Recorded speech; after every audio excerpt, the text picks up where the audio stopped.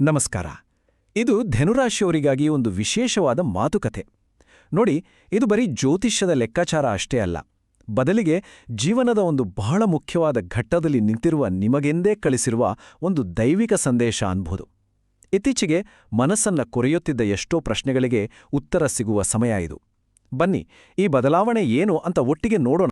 ಕಳೆದ ಕೆಲವು ಸಮಯವನ್ನ ಒಮ್ಮೆ ನೆನಪಿಸ್ಕೊಳ್ಳಿ ನೋಡೋಣ. ಉತ್ತರ ಸಿಗದ ಪ್ರಶ್ನೆಗಳು, ಯಾರಿಗೂ ಹೇಳಿಕೊಳ್ಳಕ್ಕಾಗದ ಒಂದು ರೀತಿಯ ಭಾರ, ಹೃದಯದೊಳಗೆ ಮೌನವಾಗಿ ಕಾಡ್ತಿದ್ದ ಒಂದು ನೋವು.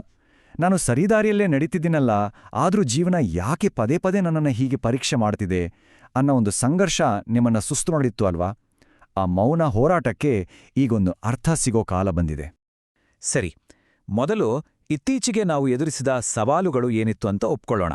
ಯಾಕಂದ್ರೆ ಆ ಹೋರಾಟಗಳು ನಿಜವಾಗ್ಲೂ ಇದ್ವು.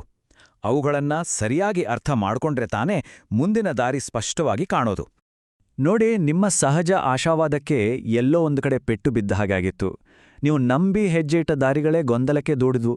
ಎಲ್ರ ಮುಂದೆ ನಗ್ತಾ ಇದ್ರೂ ಒಳಗೊಳಗೆ ಒಂದು ರೀತಿ ದಣಿವು ಆವರಿಸಿತ್ತು ಅಲ್ವಾ? ನಿಮ್ಮ ಸಾಮರ್ಥ್ಯಕ್ಕೆ ಸಿಗ್ಬೇಕಾದ ಗೌರವ ಸಿಗಲಿಲ್ಲ. ಹಣಕಾಸಿನ ಪ್ಲಾನ್ಗಳೆಲ್ಲ ಅನಿರೀಕ್ಷಿತವಾಗಿ ಕೈಕೊಟ್ವು. ಅಷ್ಟೇ ಅಲ್ಲ, ಕುಟುಂಬದಲ್ಲಿ ನಿಮ್ಮ ನೇರ ಮಾತುಗಳ ಹಿಂದಿನ ಕಾಳಜಿಗೆ ಬೆಲೆನೇ ಸಿಗಲಿಲ್ಲ. ಈ ಎಲ್ಲ ಅನುಭವಗಳು ನಿಮ್ಮನ್ನು ಒಂಥರ ಒಂಟಿ ಮಾಡಿತ್ತು, ಹೌದಾನೆ? ಅದೇ, ಇದೆಲ್ಲದರ ಹಿಂದೆ ಒಂದು ದೈವಿಕ ಕಾರಣ ಇತ್ತು. ಈಗ ಆ ದೈವಿಕ ತಿರುವಿನ ಬಗ್ಗೆನೇ ಮಾತಾಡೋಣ. ಮಕರ ಸಂಕ್ರಾಂತಿ ಅಂದ್ರೆ ಅದು ಬರೀ ಒಂದು ಹಬ್ಬ ಅಲ್ಲ. ಇದು ಕಾಲಚಕ್ರದಲ್ಲಿ ಆಗ್ತಿರೋ ಒಂದು ದೊಡ್ಡ ಬದಲಾವಣೆ, ವಿಶೇಷವಾಗಿ ನಿಮ್ಗಾಗಿ. ಸೂರ್ಯ ಧನುರಾಶಿಯಿಂದ ಮಕರ ರಾಶಿಗೆ ಪ್ರವೇಶ ಮಾಡಿದಾಗ ಉತ್ತರಾಯಣ ಪುಣ್ಯಕಾಲ ಶುರುವಾಗುತ್ತೆ. ನಮ್ಮ ಶಾಸ್ತ್ರಗಳು ಇದನ್ನ ದೇವತೆಗಳ ಕಾಲ ಅಂತ ಕರೀತವೆ. ಅಂದ್ರೆ ಈ ಸಮಯದಲ್ಲಿ ಸೂರ್ಯನ ಶಕ್ತಿ ಭೂಮಿಯ ಮೇಲೆ ಬೇರೆದೇ ಆದ ತುಂಬನೇ ಪವರ್ಫುಲ್ ಆದ ಪ್ರಭಾವ ಬೀರುತ್ತೆ. ಇದು ಬರೀ ಆಕಾಶದಲ್ಲಿ ಆಗೋ ವಿದ್ಯಮಾನ ಅಲ್ಲ, ಇದು ನಮ್ಮೊಳಗೆ ಆಗೋ ಚೈತನ್ಯದ ರೂಪಾಂತರ. ಇಲ್ಲಿರೋ ಹೋಲಿಕೆಯನ್ನ ಒಮ್ಮೆ ಗಮನವಿಟ್ಟು ನೋಡಿ. ಕತ್ತಲೆಯಿಂದ ಬೆಳಕಿನ ಕಡೆಗೆ, ಅಸ್ಪಷ್ಟತೆಯಿಂದ ಸ್ಪಷ್ಟತೆಯ ಕಡೆಗೆ, ಗೊಂದಲದಿಂದ ಒಂದು ಸರಿಯಾದ ದಿಕ್ಕಿನ ಕಡೆಗೆ. ಮಕರ ಸಂಕ್ರಾಂತಿ ಅಂದ್ರೆ ಇದೆ. ಈ ದೊಡ್ಡ ಪರಿವರ್ತನೆ ಈಗ ನಿಮ್ಮ ಜೀವನದಲ್ಲಿ ಶುರುವಾಗ್ತಿದೆ. ಹಾಗಾದ್ರೆ ಆ ಕಷ್ಟದ ದಿನಗಳು ಯಾಕೆ ಬಂತು? ಸುಮ್ನೆ ಬಂದ್ವಾ? ಖಂಡಿತ ಇಲ್ಲ. ಅವು ಕೇವಲ ಕಷ್ಟಗಳಾಗಿರ್ಲಿಲ್ಲ. ಅವು ನೀವು ನಂಬಿ ಹಿಡಿದ ಸತ್ಯದ ದಾರಿಗೆ ಬಂದ ಒಂದು ಪರೀಕ್ಷೆಯಾಗಿದ್ವು. ನೋಡಿ, ನಿಮ್ಮ ರಾಶಾಧಿಪತಿ ಯಾರು? ಜ್ಞಾನಕಾರಕನಾದ ಗುರು. ಗುರು ಅಂದ್ರೆ ಬರೀ ಒಂದು ಪ್ಲಾನೆಟ್ ಅಲ್ಲ, ಅದೊಂದು ತತ್ವ, ಧರ್ಮ, ಜ್ಞಾನ, ದೈವಿಕ ಮಾರ್ಗದರ್ಶನದ ಸಂಕೇತ. ಕಳೆದ ಕೆಲವು ಸಮಯದಿಂದ ಇದೇ ಗುರುವಿನ ಶಕ್ತಿ ನಿಮ್ಮನ್ನ ಪರೀಕ್ಷೆ ಮಾಡ್ತಾ ಇತ್ತು. ನಿಮ್ಮ ತಾಳ್ಮೆ ಎಷ್ಟಿದೆ, ನಿಮ್ಮ ನಂಬಿಕೆ ಎಷ್ಟು ಗಟ್ಟಿಯಾಗಿದೆ ಅಂತ ಅಳಿತಾ ಇತ್ತು. ಅದಕ್ಕೇನೆ ಎಷ್ಟೇ ಪ್ರಯತ್ನ ಪಟ್ರೂ ಫಲಿತಾಂಶ ತಡವಾಗಿದ್ದು ಮತ್ತು ಮನಸ್ಸಲ್ಲಿ ಯಾಕಪ್ಪ ಹೀಗೆ ಅಂತ ಸಂಶಯ ಶುರುವಾಗಿದ್ದು. ಈ ಒಂದು ಮಾತನ್ನ ನಿಮ್ಮ ಹೃದಯದಲ್ಲಿ ಅಚ್ಚೊತ್ತಿಕೊಳ್ಳಿ. ನೀವು ತಪ್ಪು ದಾರಿಯಲ್ಲಿ ಇರಲಿಲ್ಲ. ನಿಮ್ಮ ದಾರಿ ಶುದ್ಧವಾಗಿತ್ತು. ಅದಕ್ಕೆ ಈ ಪರೀಕ್ಷೆ ಬಂದಿದ್ದು. ಮತ್ತು ಸಂತೋಷದ ವಿಷಯ ಏನಂದ್ರೆ, ಆ ಪರೀಕ್ಷೆಯಲ್ಲಿ ನೀವು ಗೆದ್ದಿದ್ದೀರಿ. ನಿಮ್ಮ ತಾಳ್ಮೆ, ನಿಮ್ಮ ಸತ್ಯನಿಷ್ಠೆ ಈಗ ಫಲ ಕೊಡೋಕೆ ಸಿದ್ಧವಾಗಿದೆ. ಆ ಪರೀಕ್ಷೆಯ ಸಮಯ ಈಗ ಮುಗಿದಿದೆ.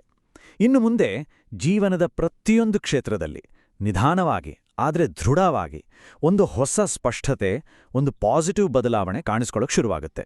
ಮೊದಲಿಗೆ ವೃತ್ತಿ ಜೀವನ. ಮುಂದೇನು ಮಾಡೋದು ಅನ್ನೋ ಗೊಂದಲದ ಮೋಡ ಇತ್ತಲ್ಲ, ಅದು ಈಗ ಸರಿಯುತ್ತೆ. ಯಾವ ದಾರಿ ಹಿಡಿಬೇಕು, ಯಾವ ನಿರ್ಧಾರ ತಗೋಬೇಕು ಅನ್ನೋ ಕ್ಲಾರಿಟಿ ಬರುತ್ತೆ. ಕೆಲವರಿಗೆ ಹೊಸ ಉದ್ಯೋಗ ಸಿಗಬಹುದು, ಇನ್ನು ಕೆಲವರಿಗೆ ವಿದೇಶಕ್ಕೆ ಸಂಬಂಧಿಸಿದ ಅವಕಾಶಗಳು ಬರಬಹುದು. ಅಥವಾ ಈಗ ಮಾಡ್ತಿರೋ ಕೆಲಸದಲ್ಲೇ ಒಂದು ಒಳ್ಳೆ ಗ್ರೋತ್, ಒಂದು ಗೌರವ ಸಿಗುವ ಯೋಗವಿದೆ. ಇಷ್ಟು ದಿನ ಯಾರಿಗೂ ಕಾಣದಿದ್ದ ನಿಮ್ಮ ಜ್ಞಾನಕ್ಕೆ, ನಿಮ್ಮ ಅನುಭವಕ್ಕೆ ಈಗ ನಿಜವಾದ ಬೆಲೆ ಸಿಗುತ್ತೆ. ಇನ್ನು ಹಣಕಾಸಿನ ವಿಷಯ. ಇಷ್ಟು ದಿನ ಕಾಡುತ್ತಿದ್ದ ಆ ಅಸ್ಥಿರತೆ ಇದೆಯಲ್ಲ, ಅದು ನಿಧಾನಕ್ಕೆ ಕಡಿಮೆ ಆಗುತ್ತೆ. ಕಂಟ್ರೋಲ್ ಕೈತಪ್ಪಿ ಹೋಗ್ತಿದೆ ಅನ್ನೋ ಫೀಲಿಂಗ್ ಹೋಗಿ ಒಂದು ಸ್ಥಿರತೆ ಬರುತ್ತೆ. ಮುಖ್ಯವಾಗಿ ನ್ಯಾಯವಾಗಿ ಸಂಪಾದಿಸಿದ ಹಣ ಮನಸ್ಸಿಗೆ ಕೊಡುವ ನೆಮ್ಮದಿಯೇ ಬೇರೆ. ಆ ಅನುಭವ ನಿಮ್ಗಾಗತ್ತೆ.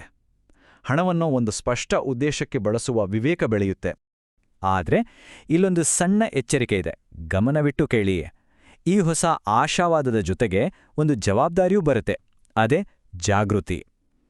ಎಲ್ಲ ಸರಿ ಹೋಗುತ್ತೆ ಬಿಡು ಅಂತ ಅತಿಯಾದ ಆತ್ಮವಿಶ್ವಾಸ ಅಥವಾ ನಿರ್ಲಕ್ಷ್ಯ ಬೇಡ. ಅದರಲ್ಲೂ ದುಡ್ಡಿನ ವಿಷಯದಲ್ಲಿ ಸ್ವಲ್ಪ ಹುಷಾರಾಗಿರಲೇಬೇಕು.